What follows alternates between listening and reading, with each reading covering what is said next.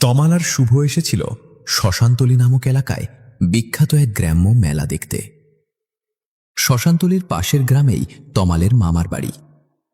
মামার কাছ থেকেই তারা খবর পেয়েছিল যে এবছর অনেক বড় আর ঐতিহ্যবাহী মেলার আয়োজন করা হয়েছে সেখানে। রবিবার সরকারি ছুটি থাকায় শহর থেকে ঘুরতে এসেছিল দুজনে, কিন্তু মেলা দেখতে দেখতে কখন যে রাত হয়ে গিয়েছিল সেটা টেরই পায়নি তারা। সত্যি বলছি তোমার, এমন মেলা আমি এর আগে কখনো দেখিনি। সামান্য একটা মেলাও যে এমন বিশাল হতে পারে সেটা আমার জানাই ছিল না। ওই কি একাই? আমিও এর আগে কখনো দেখিনি। ছোটবেলা থেকে মায়ের মুখে শুধু শুনেই এসেছি। ভাগ্যিস তোর মামা খবরটা দিয়েছিল।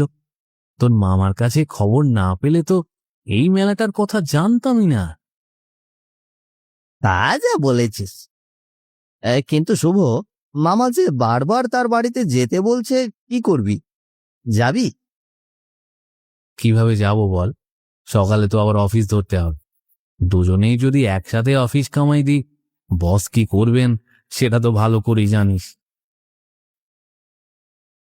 মেলা শেষ হওয়ার পর তমালের মামা অনেক অনুরোধ করেছিল রাতটা যেন তাদের বাড়িতে থেকে যায়, কিন্তু পরদিন সকালেই অফিস থাকায় সেটা আর সম্ভব হচ্ছিল না। তাই রাতেই কলকাতার উদ্দেশ্যে রওনা দিয়েছিল দুজন। তাদের সামনে তখনও প্রায় 40 থেকে 45 কিলোমিটার পথ বাকি। কথাখানা অবশ্য মন্দ বলিসনি। তার উপর এতটা পথও যেতে হবে। তাছাড়া দিনের বেলায় হাঁসফাঁস গরমের চাইতে এই রাতে যাওয়াটাই ভালো।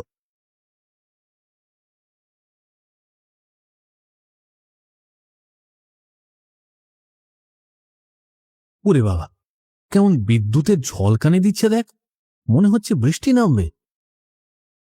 হ্যাঁ রে, সেটাই তো মনে হচ্ছে। এদিকে এখনো তো প্রায় বেশিরভাগ পথটাই বাকি। তাদের কথার মাত্র কয়েক সেকেন্ডের মধ্যেই শুরু হয়ে গেল ঝমঝম করে বৃষ্টি। দূর দূর, বলতে বলতেই কেমন বৃষ্টি নামলো। এই বৃষ্টিতে এখন রাস্তাঘাট বুঝবো কি করে? শুধু কি তাই, এভাবে ভিজে ভিজে এত দূর যাও তো যাবে না। আমাদের কোথাও একটা দাঁড়াতে হবে। আশ্রয় নেওয়ার জন্য রাস্তার দুই পাশে তাকালো তমাল ও শুভ, কিন্তু চারপাশে শুধু অন্ধকার আর ফাঁকা মাঠ। আশ্রয় নেওয়ার মতো কোনো বাড়ি ঘর বা দোকানের দেখা পেল না তারা। আশেপাশে তো দাঁড়ানোর মতো কোনো জায়গাও দেখছি না।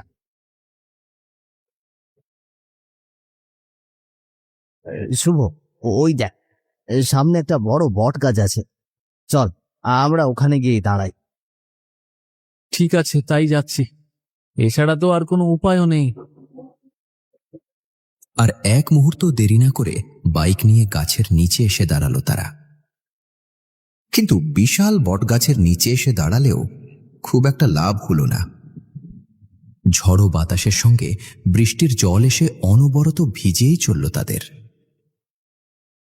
দূর, এখানে এসে কি লাভ হলো? এখানেও তো ভিজছি। তবুও পুরোপুরি তো ভিজছি না। এইটুকু ভিজলে কিছুই হবে না। বৃষ্টি কমা পর্যন্ত এখানেই অপেক্ষা করি। ঠিক আছে, কিন্তু রাতও তো বাড়ছে। প্রায় 10 মিনিট তারা গাছের নিচে দাঁড়িয়ে থাকার পর বৃষ্টিটা কিছুটা কমে আসতেই আবারও বাইক নিয়ে তাদের গন্তব্যস্থলের উদ্দেশ্যে রওনা দিল তমাল ও শুভ। দেখ শুভ, আকাশটা কেমন এক নিমেষেই পরিষ্কার হয়ে গেল। আমার মনে হচ্ছে আর বৃষ্টি আসবে না। বুঝলি তোমার, এই সময়ের আকাশ আর বৃষ্টির কোনো গ্যারান্টি নেই। দেখবি খানিক বাদে আবারও ঝমঝম করে নামতে শুরু করেছে।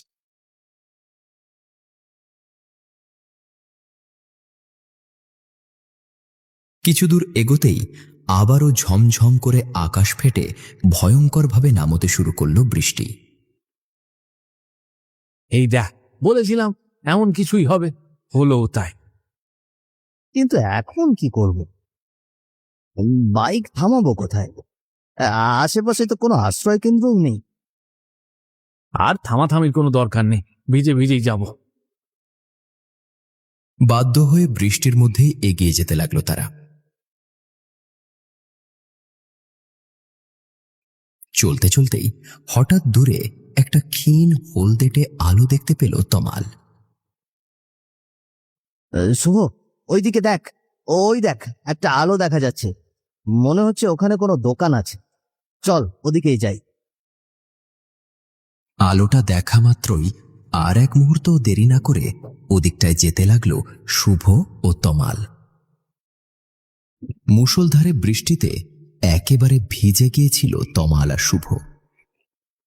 অনেকক্ষণ ধরে আশ্রয় খুঁজেও যখন কোনো উপায় পেল না, ঠিক তখনই দূরে দেখা সেই টিমটিমে আলো অনুসরণ করে এসে উপস্থিত হল একটি ছোট্ট চায়ের দোকানে।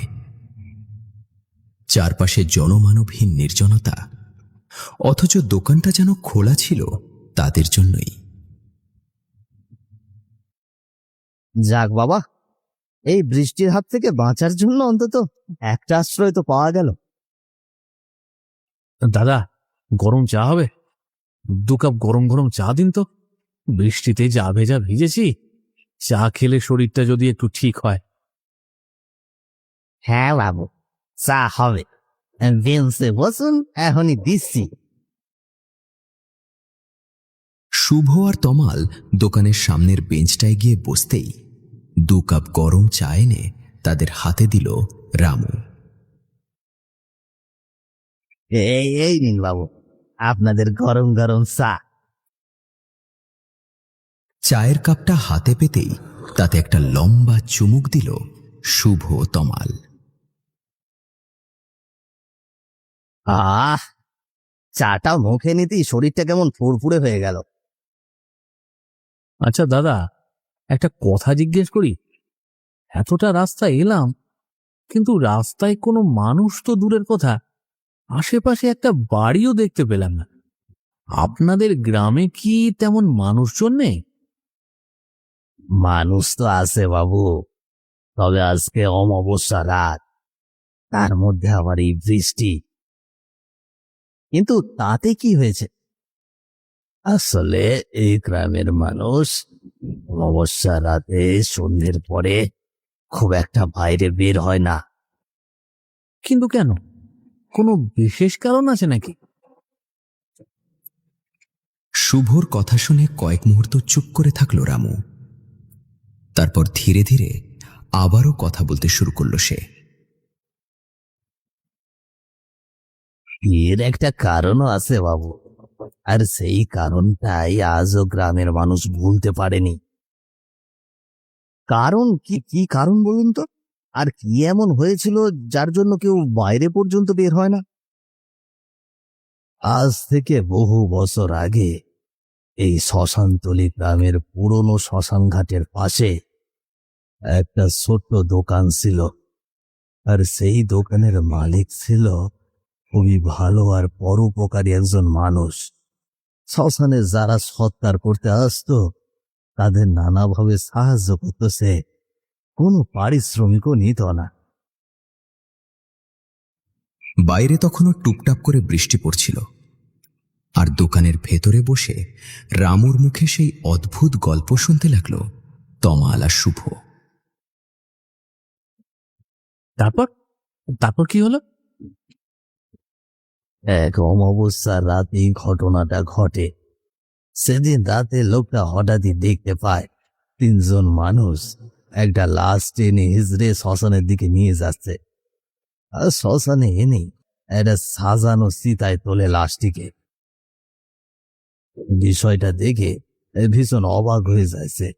নিজেরা আর কিছুতেই স্থির রাখতে না পেরে লোকগুলোর কাছে এগিয়ে গিয়ে সে বলে,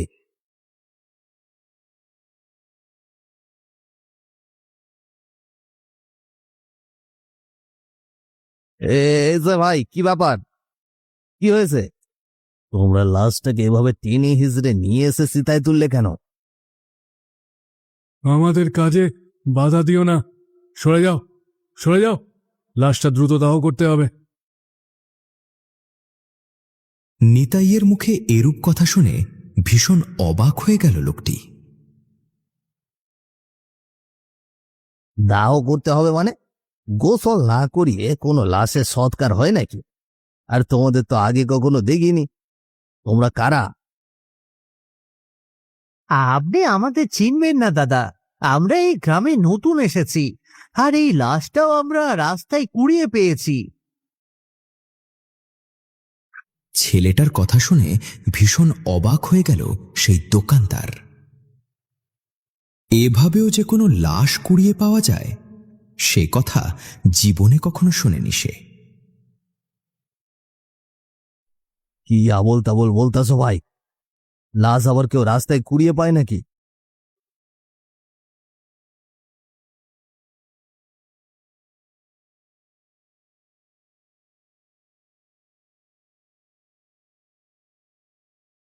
আরে, এ তো আমাদের গ্রামের সম্ভ্রান্ত ব্যক্তি বিমল চন্দ্র রায়।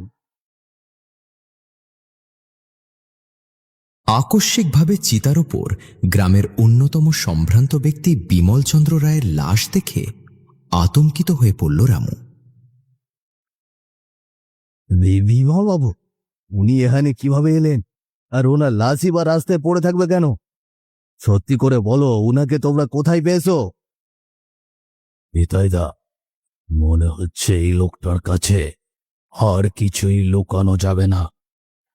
ঠিক বলেছিস, এবার মনে হচ্ছে একেও একটা উচিত শিক্ষা দিতে হবে।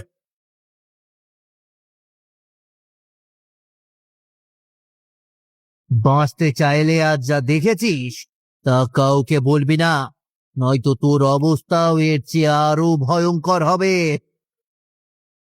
রঘুনাথ, নিতাই আর কৈলাস ছিল ভয়ঙ্কর ডাকাত। সেদিন বিমলচন্দ্র রায়ের বাড়িতে ডাকাতি করতে গিয়ে বিমলবাবুকেও খুন করে তারা। বিমলবাবুর স্ত্রী সন্তান কেউ ছিল না বলে তিনি বাড়িতে একাই থাকতেন। আর নিজেদের অপরাধের সমস্ত প্রমাণ মুছে ফেলতেই তার লাশ শ্মশানে এনে পুড়িয়ে ফেলার পরিকল্পনা করেছিল ডাকাতেরা। তোরা ডাকাতি করতে এসে একজন নিরীহ মানুষরে খুন করেছিস, এটা তোদের ক্ষমার অযোগ্য অপরাধ। দাঁড়া, আমি এখনই গ্রামের সবাইরে বলে দিচ্ছি। রামুর কথা শেষ হতেই আর এক মুহূর্ত দেরি করল না ডাকাতগুলো। মুহূর্তের মধ্যেই 3 দিক থেকে ছুরি চালিয়ে দিল সেই দোকানদারের ওপর। আহ আহ বাঁচাও, বাঁচাও! আহ আহ!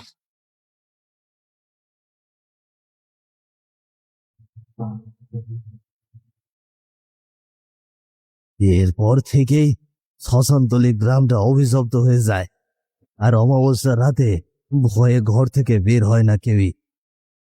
কিন্তু তুমি তো বললে লোকটা খুব ভালো মানুষ ছিল, তাহলে গ্রামটা অভিশপ্ত হলো কেন? কারণ সেই ঘটনা ঠিক পরের অমাবস্যার রাতেই ডাকাতের ভয়ঙ্কর মৃত্যু হয়। কিন্তু কে মারলো ওই ডাকাতগুলোকে? অমাবস্যা রাতের পরদিন সকালে গ্রামের মানুষ দেখতে পায় একজনের লাশ গাছে ঝুলছে, আর একজনের দেহ খণ্ড বিখণ্ড হয়ে রাস্তার ওপরে পড়ে আছে। আর শেষ জনের লাশ পাওয়া যায় শ্মশানের মাঝখানে শুধুই কঙ্কাল হয়ে। তার মানে গ্রামের লোকেরা বিশ্বাস করে সেই দোকানদারের আত্মাই প্রতিশোধ নিয়েছিল, কিন্তু তারপর থেকেই শুরু হয় অভিশাপ। কারণ ওই 3 ডাকাতের অশান্ত আত্মা শ্মশান এলাকায় ঘুরে বেড়াতে শুরু করে। রামুর মুখে গল্পটা শুনে কেমন যেন গা শিউরে উঠল শুভ আর তমালের। এমন সময় বৃষ্টিটাও থেমে যেতেই দোকান থেকে বেরিয়ে বাইকে চেপে বসল তমাল আর শুভ।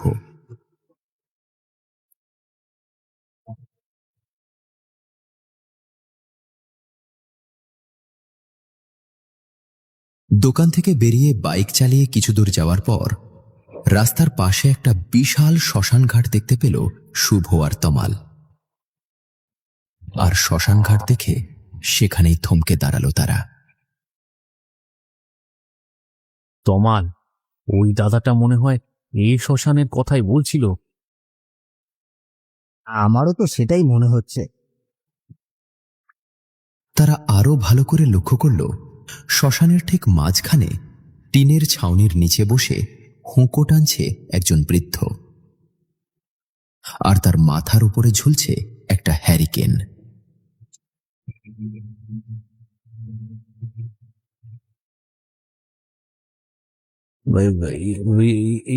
মানে কাকা, বলছিলাম যে অনেক বছর আগে এখানে কি একটা চায়ের দোকান ছিল, যার মালিককে ডাকাতটা মেরে ফেলেছিল?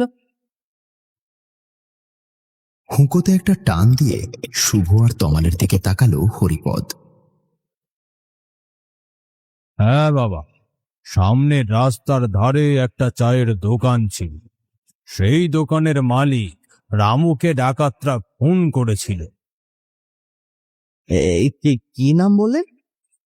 রামু? হ্যাঁ বাবা, ওই চায়ের দোকানদারের নামও তো রামুই ছিল। কিন্তু এটা কিভাবে সম্ভব? আমরা তো একটু আগেই তার দোকান থেকে এলাম, উনি আমাদের চা খাওয়ালেন, গল্পও শোনালেন। রামু নিজের জীবনের গল্প বলছে তোমাদের। আজও অমাবস্যার রাতে অনেকেই তারা চায়ের দোকান দেখতে পায়। হরিপদের কথা শুনে যেন মুহূর্তের মধ্যেই শরীরের রক্ত হিম হয়ে গেল শুভ আর তমালের।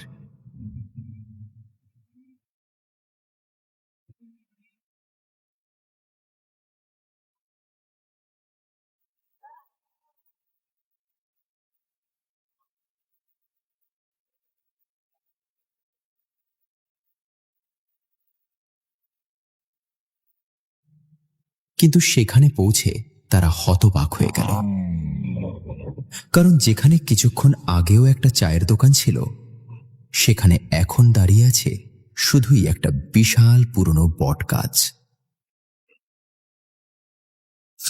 তোমার দোকানটা দোকানটা কোথায় গেল?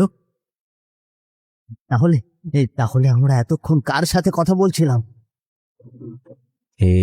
এখানে থাকাটা নিরাপদ বলে মনে হচ্ছে না। চল চল তোমার, শিগগির এখান থেকে চল।